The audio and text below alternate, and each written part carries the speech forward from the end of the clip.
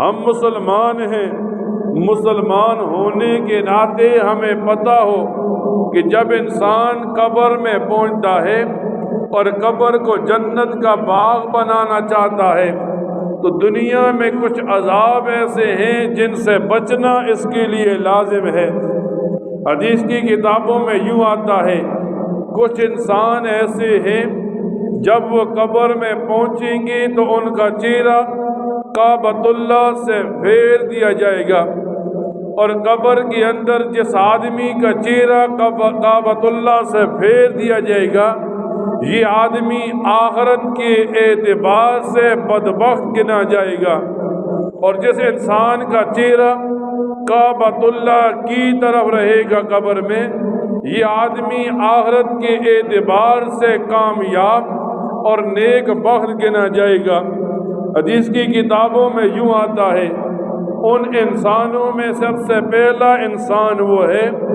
جو دنیا کے اندر شراب پیتا تھا۔ حدیث کی کتابوں میں یہاں تک آتا ہے، نبی کریم صلی اللہ علیہ وسلم نے بتایا جو انسان دنیا میں شراب پیتا ہے شراب پینے کا گناہ بت پرستی کے گناہ سے بھی بڑا ہے۔ اس وجہ سے جب انسان شراب پیتا ہے انسان کا ذہن، انسان کی عقل، انسان کے اعضاء اس کا ساتھ دینا چھوڑ جاتے ہیں، اور یوں بتایا مسلمان کو جو مسلمان دنیا میں کسی شراب پینے والے کی عزت و تکریم کرتا ہے، جو کسی شراب پینے والے کو سلام کرتا ہے، جو مسلمان کسی شراب پینے والے کو مصافحہ کرتا ہے، جو مسلمان کسی شراب پینے والے کے ساتھ تقریب کی وجہ سے ملتا ہے، اللہ تعالیٰ اس سلام کرنے والے، عزت کرنے والے مسلمان کے 40 سال کے اعمال کو ضائع کر دیتا ہے۔ اب وہ آدمی اپنے لیے تو جہنم بنا ہی رہا تھا، اس انسان کے لیے بھی دنیا کے اندر خسارہ اور گھاٹا بنا دیا۔ پھر نبی کریم صلی اللہ علیہ وسلم نے بتایا جس آدمی کا چہرہ قبر میں کعبۃ اللہ سے پھیر دیا جائے گا وہ انسان دنیا میں سود کھاتا تھا، سود کھانے والا اپنے مال کو بڑھانے کے لیے حرام طریقوں سے زیادتی کرتا ہے، پھر وہ مال دیتا ہے بدلے میں زیادہ مال لیتا ہے۔ اب جب یہ انسان دنیا میں سود کھاتا رہا حدیث کی کتابوں میں آتا ہے جس انسان کا جسم حرام مال سے پلا اس جسم پر واجب ہے کہ جہنم کی آگ اسے جلائے۔ پھر نبی کریم صلی اللہ علیہ وسلم نے بتایا اس انسان کا چہرہ قبر میں کعبۃ اللہ سے پھیر دیا جاتا ہے جو دنیا کے اندر نوحہ کرتا ہے۔ نوحہ کیسے کہتے ہیں؟ کسی غم پر، کسی کے گھر میں موت ہو گئی، کوئی غم مل گیا، ایک انسان اونچی آواز کے ساتھ روتا ہے، عورتیں ہیں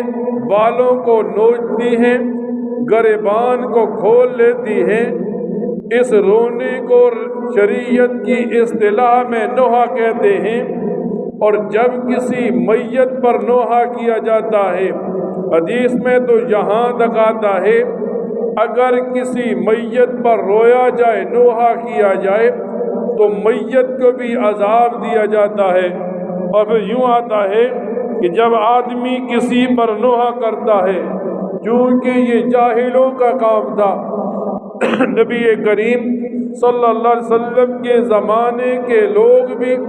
یہ نوحہ کرتے تھے تو انہیں بار بار ڈرایا گیا۔ اس وجہ سے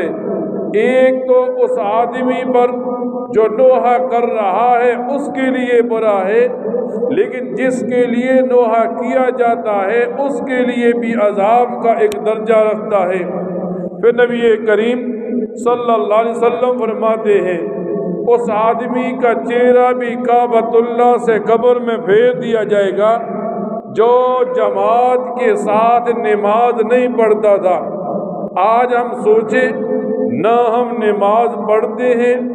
نہ ہم جماعت کے ساتھ نماز پڑھتے ہیں۔ یوں آتا ہے حدیث کی کتابوں میں، نبی کریم صلی اللہ علیہ وسلم فرماتے ہیں جو آدمی جماعت کے ساتھ نماز نہ پڑھے اور عذر بھی کوئی نہ ہو، اگر کوئی عذر ہے پھر اور بات ہے، لیکن عذر بھی کوئی نہ ہو اور یہ آدمی جماعت کے ساتھ نماز نہیں پڑھتا، اللہ تعالیٰ کے نزدیک اسے ملعون، جس پر لعنت کی گئی، گردانا جاتا ہے۔ اب ایک مسلمان سوچے کہ وہ اپنے آپ کو مسلمان تو کہتا ہے لیکن نماز کی طرف اس کا رجحان نہیں جاتا، اور حدیث کی کتابوں میں یہاں تک آتا ہے جب ایک آدمی 3 مہینے تک نماز چھوڑتا ہے، ہمارے ہاں تو یوں ہوتا ہے لوگ سالوں پر نماز نہیں پڑھتے، فرمایا جس نے 3 مہینے تک نماز چھوڑی، جماعت چھوڑی، یہ آدمی فاسق گنا جاتا ہے۔ پھر شریعت کے احکامات میں گواہی ایک حکم ہے،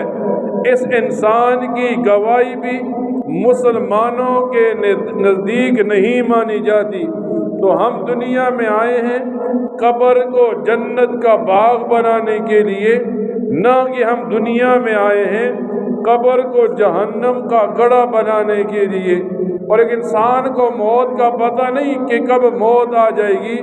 اسی لیے بار بار مسلمان کو جھنجھوڑا جاتا ہے کہ تو اپنی قبر کی تیاری میں لگ جا۔ جب انسان قبر کی تیاری میں لگ جاتا ہے، اللہ تعالیٰ اسے نیکیوں کی توفیق بھی دیتا ہے، اسے گناہوں سے بچنے کی توفیق بھی دیتا ہے۔ اللہ تعالیٰ سے دعا کیا کرے، اللہ